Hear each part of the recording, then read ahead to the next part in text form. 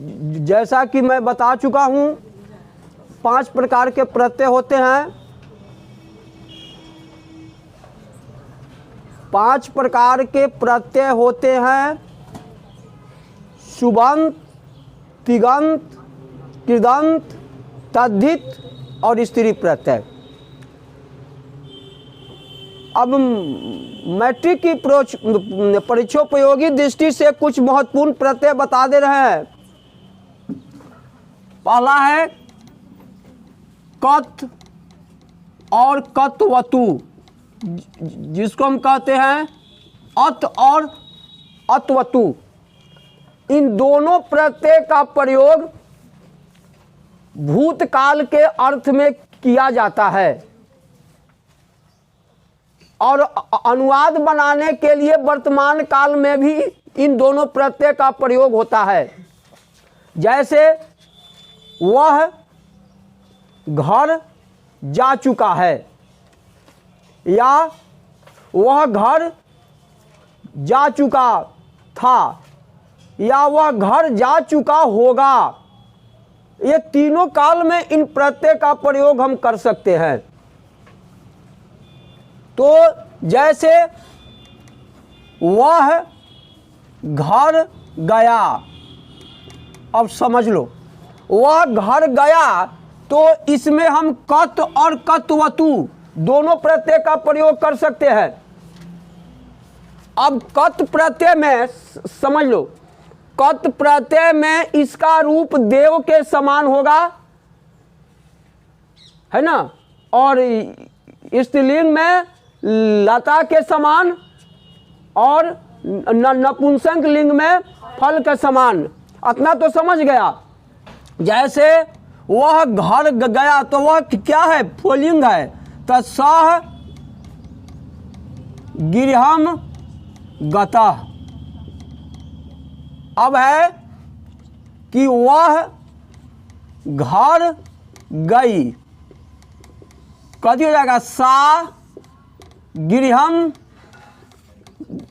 गता। ठीक है। पुस्तक पढ़ा गया तो पुस्तकम पठितम। एक तीनों काल में हो गया, भले तीनों वचन, पुल्लिंग, स्त्रीलिंग और नपुंसक लिंग। अब इसका हम कतवतु प्रत्यय में देखो तो कतवतु में इसका रूप होगा कथी पर, पुल्लिंग पर। पुल्लिंग में कथी पर चलेगा, भवत, गच्छन, गच्छन्तौ, गच्छन्ता। और स्त्रीलिंग में कथी के समान, नदी के समान, नदी, नदौ, नद्य। ठीक है। और नपुंसक लिंग में जगत के समान, जगत के समान। अब इसका हम कह देंगे तो सह गृहम, तो इसका हो जाएगा कथी, सह गृहम गतवान। और है कि सा गृहम गतवती। अब है कि पुस्तकम पठतम। ये हो गया। ठीक है। ये हो गया कत और कतवतु प्रत्यय। अब हम चलेंगे अनियर, अनियर तव्यत, रियत, केलिम, पचेलिम। अब इस प्रत्यय का प्रयोग चाहिए अर्थ के लिए किया जाता है। कथी का प्रयोग होता है, चाहिए। और ये दोनों प्रत्यय का प्रयोग हम कर्मवाच्य में करेंगे। कर्तृवाच्य में इसका प्रयोग हमको नहीं करना है। अब समझ आ रहा है। हम इसका प्रयोग करेंगे कथी में, कर्मवाच्य में। कर्मवाच्य की परिभाषा क्या है, कर्म की प्रधानता होती है, कर्ता की प्रधानता न होकर कर्म की प्रधानता होती है। और इसका रूप भी होगा कथी, अगर कर्म पुल्लिंग हो तो देव के समान, कर्म स्त्रीलिंग हो तो लता के समान, है ना। और अगर कर्म अगर नपुंसक लिंग हो तो हम क्या है, फल के समान इसका उपयोग करेंगे। ठीक है, जैसे राम के द्वारा ग्रंथ पढ़ा गया, तो किसके द्वारा ग्रंथ पढ़ा गया? कर्ता कौन हुआ? राम। तो यहाँ कर्ता की प्रधानता को हम गौण कर देंगे। राम कर्ता, पढ़ा जाना क्रिया और ग्रंथ कर्म। तो कर्म के अनुसार ही क्रिया होती है। तव्यत, अनियर, रेयत, केलिम, पचेलिम, क्यप, यत, ये 7 प्रत्यय हैं। ये 7 प्रत्यय माने कर्म के अनुसार होगा, है ना। तो क्या है, रामेन तृतीया विभक्ति होगा, ग्रंथ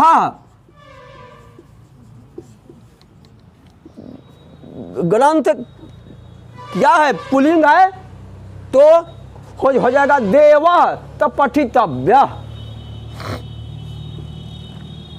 पठितव्य ये हो गया। ठीक है। अब सीता के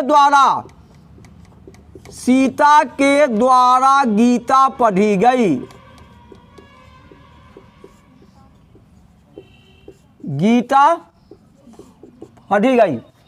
ज़्यादा परेशानी होगा तो सहचर में। अब सीता के द्वारा, तो सीतया, अब गीता क्या है, स्त्रीलिंग है, तो माने सीता के द्वारा प्रधानता न होकर गीता के द्वारा प्रधानता होगी, क्योंकि गीता कर्म है। सीता पढ़ने का काम की तो कौन कर्म की? गीता पढ़ी।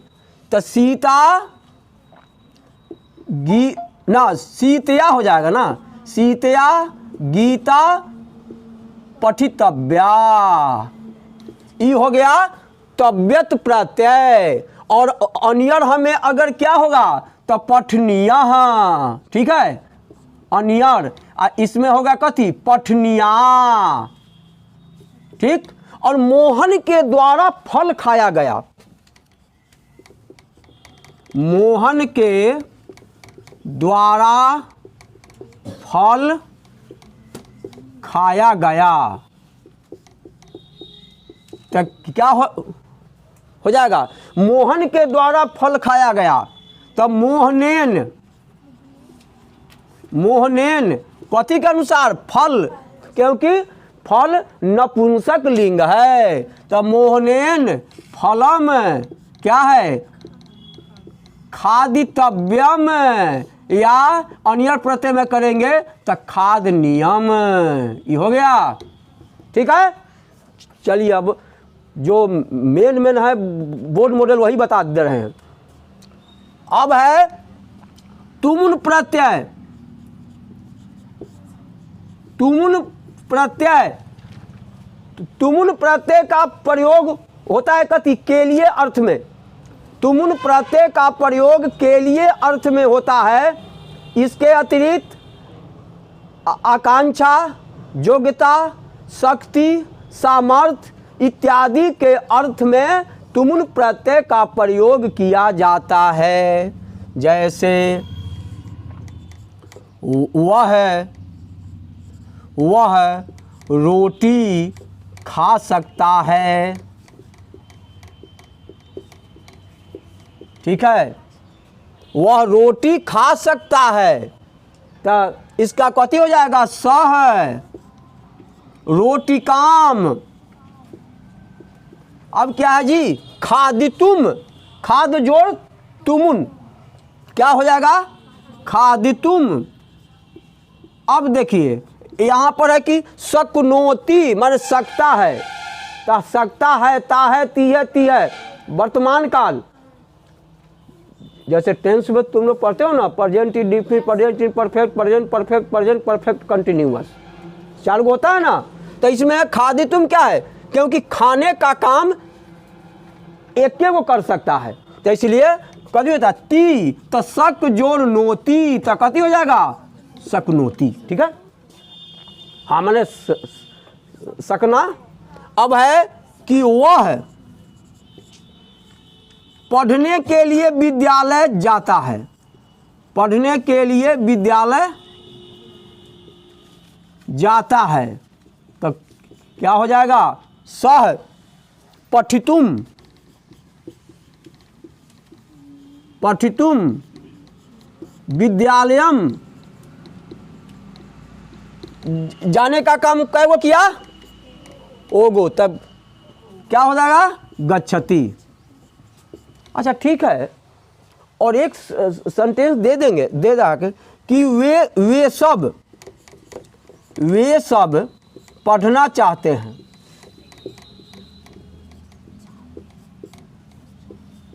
या वे सब पढ़ने में समर्थ है।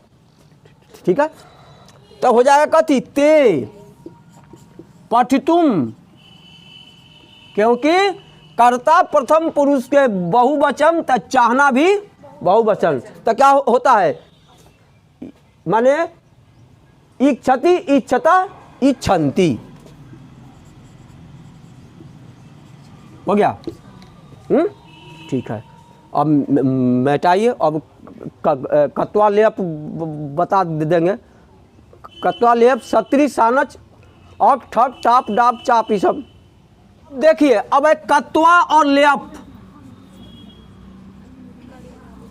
कत्वा लेप, एक देखिए कत्वा और लेप, ये दोनों प्रत्यय का प्रयोग कथी में होता है, खाकर, जाकर, पढ़कर, लिखकर, मिलकर, हंसकर, रोकर इत्यादि के अर्थ माने पूर्वकालिक क्रिया। पूर्वकालिक क्रिया का मतलब कथी है, जब वाक्य में 2 क्रियाएं होती है, जब 2 क्रियाएं होती है तो पहले समाप्त होने वाली क्रिया को हम क्या कहेंगे, पूर्वकालिक क्रिया। पूर्व माने पहले या कालिक अवस्था में, जो पहले अवस्था में खत्म हो गई जो क्रिया है उसे हम क्या कहेंगे, पूर्वकालिक क्रिया। इसमें 2 उदाहरण देंगे। कत्वा में क का लोप हो जाता है, बाकी बच जाता है त्वा, और लेप और लौक और प का लोप हो जाता है, बाकी बच जाता है य। अब इसमें हम कह देंगे पठ जोड़ कत्वा, कथी हो जाएगा, पठित्वा। अब है आ जोड़ गम जोड़ लेप, कथी हो जाएगा जी, ई लौ और प का लोप हो जाएगा, तो कथी हो जाएगा, आगम्य। अब यह देखिए, जब भी उपसर्ग अगर शुरू में आ जाए, अगर धातु के पहले, सुनो, क्रिया के पहले धातु के पहले अगर कोई उपसर्ग शब्द आ जाए, तब उसमें हम कत्वा प्रत्यय का प्रयोग न करके लेप प्रत्यय का प्रयोग करेंगे। आ उपसर्ग गम धातु था तो, और लेप प्रत्यय था हम आगत्वा नहीं करेंगे, आगम्य। आ उपसर्ग, अच्छा मान लो कि ये हो गया उप जोड़ विष जोड़ लेप, कथी हो जाएगा, उपविश्य। हाँ, उपविश्य तो का ना करेंगे। इसमें है पठ जोड़ कत्वा पठित्वा, खाद जोड़ कत्व खादित्वा, चल जोड़ कत्वा चलित्वा। ठीक है, ओके। तो यह है माने कत्वा और लेप प्रत्यय का प्रयोग ये हो गया। जैसे वह, अब मान लो कि वह है खाकर विद्यालय जाता है। कोई अगर पूछ दे कि आखिर यह प्रत्यय की क्या परिभाषा है, कौन सी अवस्था में कत्वा और लेप प्रत्यय का प्रयोग होता है, कभी कभी पूछ देता है बोर्ड में। तो जब किसी भी वाक्य में 2 क्रियाएं होती है, एक क्रिया हो गया खाना और दूसरा क्रिया हो गया जाना, तो वह खाकर विद्यालय जाता है, पहले भर पेट ठूस लिया, खा लिया, और तब गया तो पहले क्रिया क्या हो गई? खाकर। पहले यजमान के यहाँ दही चूड़ा झोर दिया और तब कहाँ चला गया? विद्यालय। तो हो गया। तो इसका कथी है? सह खादित्वा विद्यालयम गच्छति।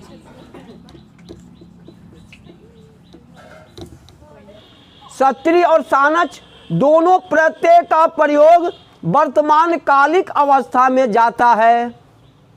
जैसे वह दौड़ते हुए विद्यालय जाता है, जौना में दौड़ते हुए, खाते हुए, कांपते हुए, रोते हुए, हंसते हुए अगर ही आ जाए तो उसमें हम निश्चित रूप से सत्री सानच प्रत्यय का प्रयोग करेंगे। अब है कि सानच, समझ लो, सानच प्रत्यय में पुल्लिंग में होगा तो देव के समान, स्त्रीलिंग में होगा तो लता के समान, और नपुंसक लिंग में होगा तो फल के समान, और सत्री में होगा गच्छन के समान माने धावत के समान, और स्त्रीलिंग में हुआ नदी के समान, और बाकी में हुआ जगत के समान। इसमें कंडीशन है, कुछ कंडीशन क्या है? सत्री प्रत्यय का प्रयोग परस्मय पदी के अर्थ में किया जाता है। देख लो, समझ लो, परस्मय पदी दूग पद होता है, आत्मने पद, परस्मय पद, और तीसरा होता है उभय मणि पद या उभय पद। तो परस्मय, पर अस्मय, पर माने दूसरा, कर्ता कोई कार्य किया और कार्य का फल वह दूसरों पर पड़ गया, वह हुआ परस्मय पद। और कर्ता जो कार्य किया वह फल अपने ऊपर ले लिया, वह हुआ आत्मनि पद। ठीक है, आ गया। अब देखिए, वह है कांपते हुए रोता है। अब मान लीजिए रोता है, अरे पहले वो कांप गया तो रोया, अपने न रोया जी भाई, अपने न फल लिया। तो इसका क्या होगा? देवः तसः कंपमानः, कंपमानः देवः त कंपमानः रोदति। अब है वह है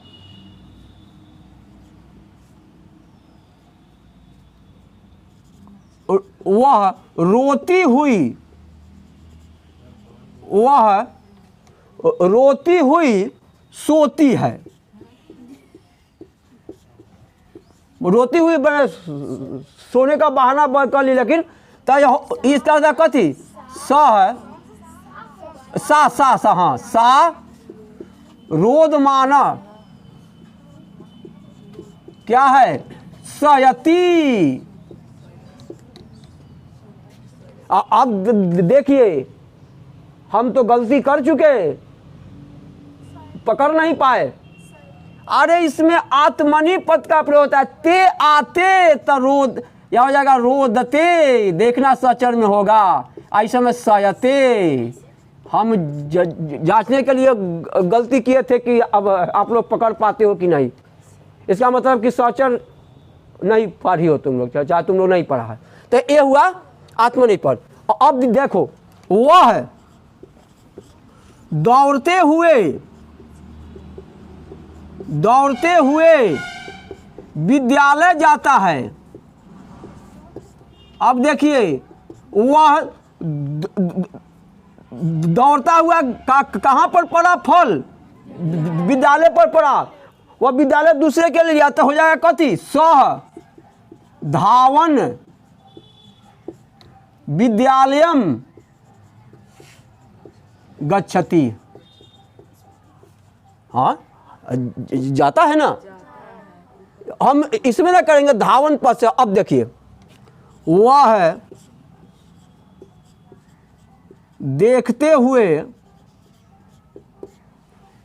वह देखते हुए गेंद खेलता है। ठीक है, गेंद खेलता है। वह देखती हुई कह देते हैं, है ना। गेंद खेलती है इसलिए में दे देते हैं। तो सह सा कत्यति माने हति पर रूप होगा नदी। तो दृष्टवती कंदुकम क्रीडति। ठीक है।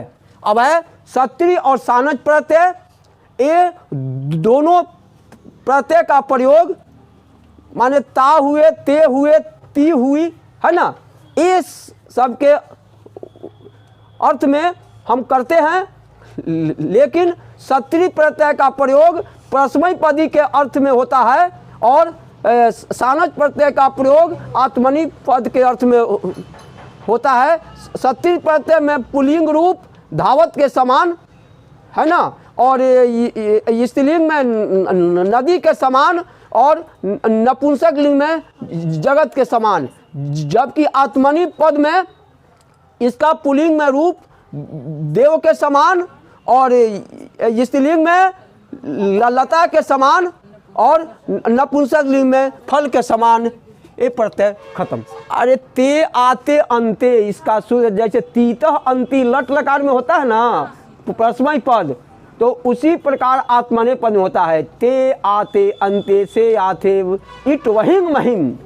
तो देखोगा अब है अन प्रत्यय। अरे अन प्रत्यय में काती होता है न का लोप हो जाता है, बाकी बच जाता है अ। तो इस प्रत्यय का क्या प्रयोग आता है? संज्ञा सर्वनाम विशेषण क्रिया इत्यादि में हम अन प्रत्यय का प्रयोग करेंगे। अन हुआ, इन हुआ, ठक हुआ, यक हुआ, इमनिच, माने जितना प्रत्यय का प्रयोग हम करेंगे संज्ञा सर्वनाम विशेषण क्रिया के अंत में जो हम करेंगे उसमें हम क्या करेंगे? अन प्रत्यय का प्रयोग करेंगे। जैसे यहाँ देख लो, अब है पांडु जोड़ अन, कथी हो जाएगा? पांडव की संतान। तो कथी हो जाएगा? पांडव। अन में हुआ क्योंकि यह पुल्लिंग है पांडव। अरे ओ हुआ ना। उसी प्रकार रघु जोड़ अन, कथी हो जाएगा? राघव। ये हो गया अन प्रत्यय हो गया। अब है इन, इया, दूसरा में हुआ इया।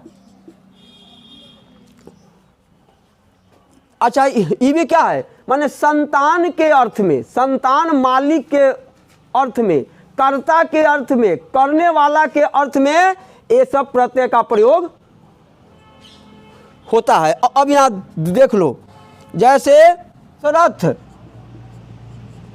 जोड़ कथी हो जाएगा? इया, माने इया में हो जाता है कथी? यहाँ का लो बाकी बच जाता है ई, तो कथी हो जाएगा?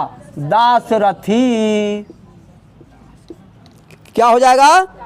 दासरथी, दशरथ जी की संतान, है ना। अब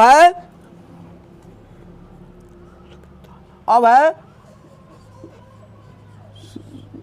सुमित्रा जोड़ इया, तो कथी हो जाएगा? सौमित्र या सौमित्री।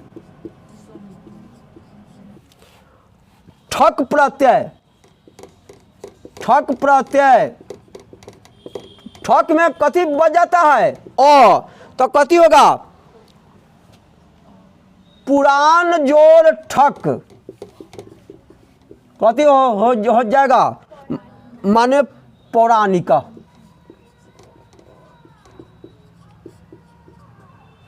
अब है मास जोड़, अब यहां देखो, मास जोड़ ठक, कथी हो जाएगा? मासिक। कुछ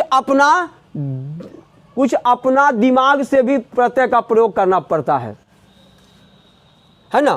अब देखिए, अब है धर्म जोड़ ठक, कथी हो जाएगा? माने धार्मिक।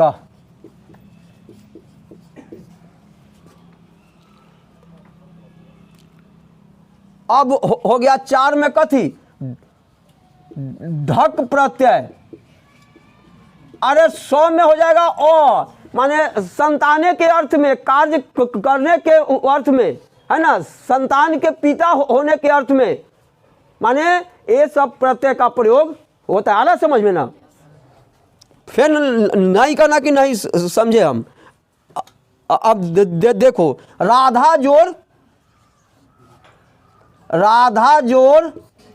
ढक, अति हो जाएगा ढक त राधेय।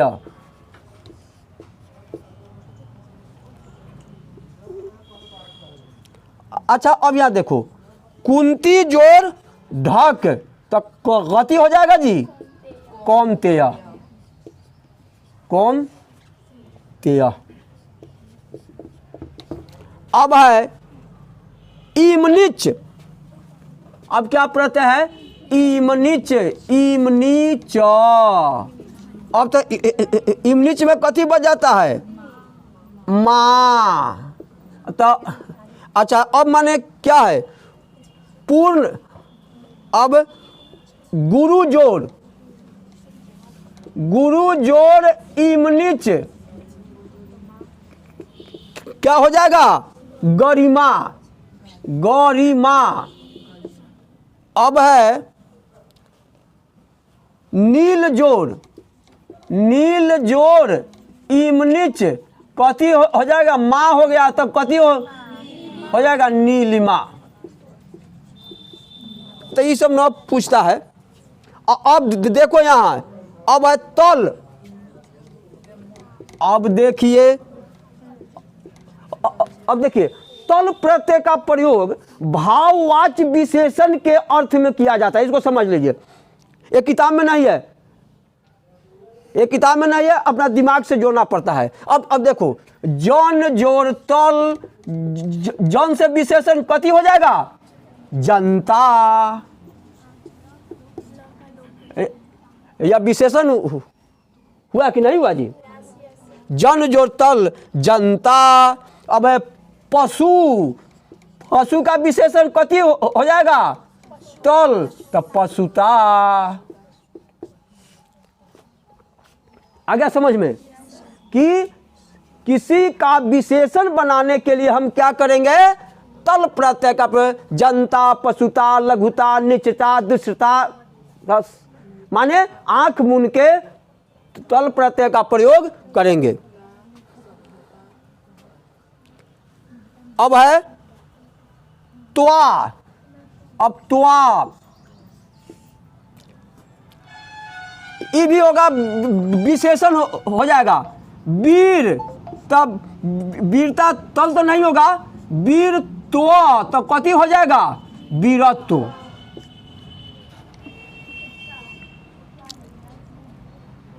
अब है कवि जोड़ तो कथी हो जाएगा, कवित्व। कवित्व तो है तो कवित्व हम कर देंगे, या कवित्व माने हलंत अगर कर देंगे तो ये भी हो सकता है। और हलंत वाला रहेगा तो हलंत में दे दीजिएगा, हलंत नहीं होगा और हलंत वाला होता है वीरत्वम कवित्वम, एक कर सकते हैं आप। अब है, अब यहाँ देखो मातुप। अब मातुप माने क्या होता है, मातुप है माने वाला, काम के करने वाला। तो यहाँ देखो श्री जोड़ मतुप, इसका हो जाएगा मान हो जाता है, तो कथी हो जाएगा, श्रीमान। अब है बुद्धि जोड़ मतुप, कथी हो जाएगा, बुद्धिमान।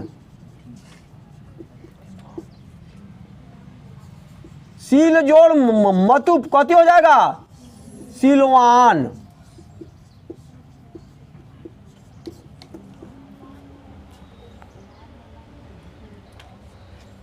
बस यही है आपका तद्धित। और एक क्लास हो जाएगा कल, तो हम क्वेश्चन को कीजिएगा। स्त्री प्रत्यय में ज़्यादा है नहीं, वो हम करके बता देंगे, है ना।